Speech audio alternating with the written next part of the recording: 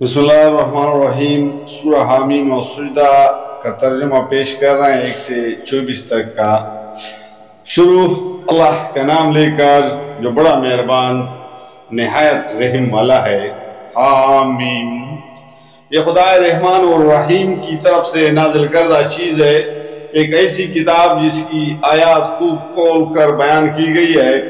عربی زبان کا قرآن ان لوگوں کے لیے جو علم رکھتے ہیں، بشارت دینے والا اور ڈرا دینے والا، مگر ان لوگوں میں سے اکثر نے اس سے روگردانی کی اور وہ سن کر نہیں دیتے۔ کہتے ہیں جس چیز کی طرف تو ہمیں بلا رہا ہے اس کے لیے ہمارے دلوں پر غلاف چڑھے ہوئے ہیں، ہمارے کان بہرے ہو گئے ہیں اور تیرے درمیان ایک حجاب حائل ہو گیا ہے۔ تو اپنا کام کر، ہم اپنا کام کیے جائیں گے۔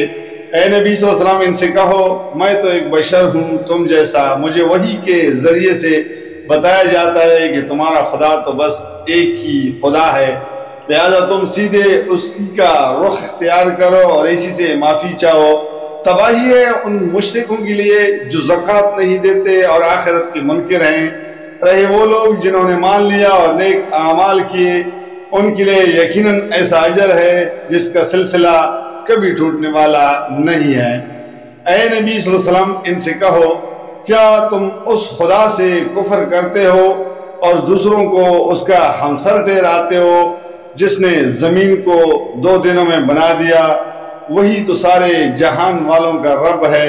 اس نے زمین کو وجود میں لانے کے بعد اوپر سے اس پر پہاڑ جما دیے اور اس میں برکتیں رکھ دی، اور اس کے اندر سب مانگنے والوں کے لیے ہر ایک کی طلب و حاجت کے مطابق ٹھیک اندازے سے خوراک کا سامان مہیا کر دیا۔ یہ سب کام 4 دن میں ہو گئے۔ پھر وہ آسمان کی طرف متوجہ ہوا جو اس وقت محض دھواں تھا۔ اس نے آسمان اور زمین سے کہا وجود میں آ جاؤ، خواہ تم چاہو یا نہ چاہو۔ دونوں نے کہا ہم آ گئے فرمان برداروں کی طرح۔ تب اس نے 2 دن کے اندر 7 آسمان بنا دیے اور ہر آسمان میں اس کا قانون وحی کر دیا، اور آسمان دنیا کو ہم نے چراغوں سے آراستہ کیا اور اسے خوب محفوظ کر دیا۔ یہ سب کچھ ایک زبردست علیم و ہستی کا منصوبہ ہے۔ اب اگر یہ لوگ منہ موڑتے ہیں تو ان سے کہہ دو کہ میں تو تم کو اسی طرح کا ایک اچانک ٹوٹ پڑنے والے عذاب سے ڈراتا ہوں جیسے عاد اور سمود پر نازل ہوا تھا، جب خدا کے رسول ان کے پاس آگے اور پیچھے ہر طرف سے آئے اور انہیں سمجھایا کہ اللہ کے سوا کسی کی بندگی نہ کرو، تو انہوں نے کہا ہمارا رب چاہتا تو فرشتے بھیجتا، لہٰذا ہم اس بات کو نہیں مانتے جس کے لیے تم بھیجے گئے ہو۔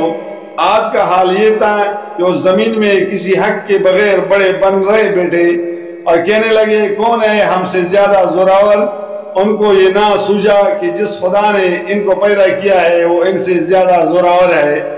وہ ہماری آیات کا انکار ہی کرتے رہے۔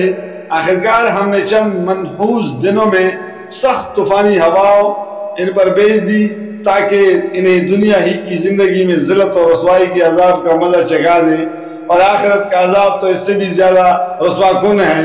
وہاں کوئی ان کی مدد کرنے والا نہ ہوگا۔ رہے سمود تو ان کے سامنے ہم نے راہ راست پیش کی، مگر انہوں نے راستہ دیکھنے کی بجائے اندھا بنا رہنا پسند کیا۔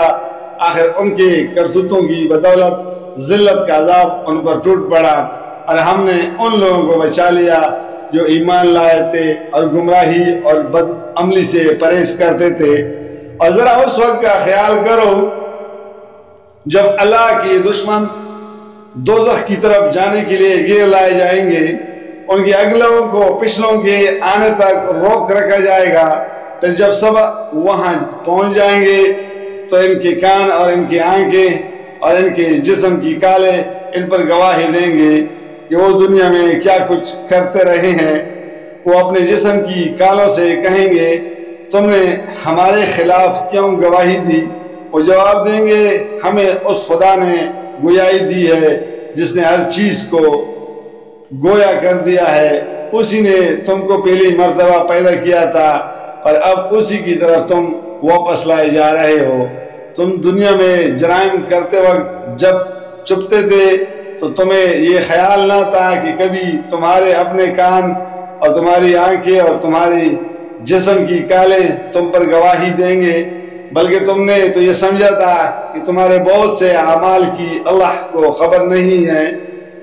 تمہارا یہی گمان جو تم نے اپنے رب کے ساتھ کیا تھا تم نے لے ڈوبا، اور اسی کی بدولت تم خسارے میں پڑ گئے۔ اس حالت میں وہ صبر کرے یا نہ کرے، آگ ہی ان کا ٹھکانہ ہوگی، اور اگر رجوع کا موقع چاہیں گے تو کوئی موقع انہیں نہ دیا جائے گا۔ جزاک اللہ، فی امان اللہ۔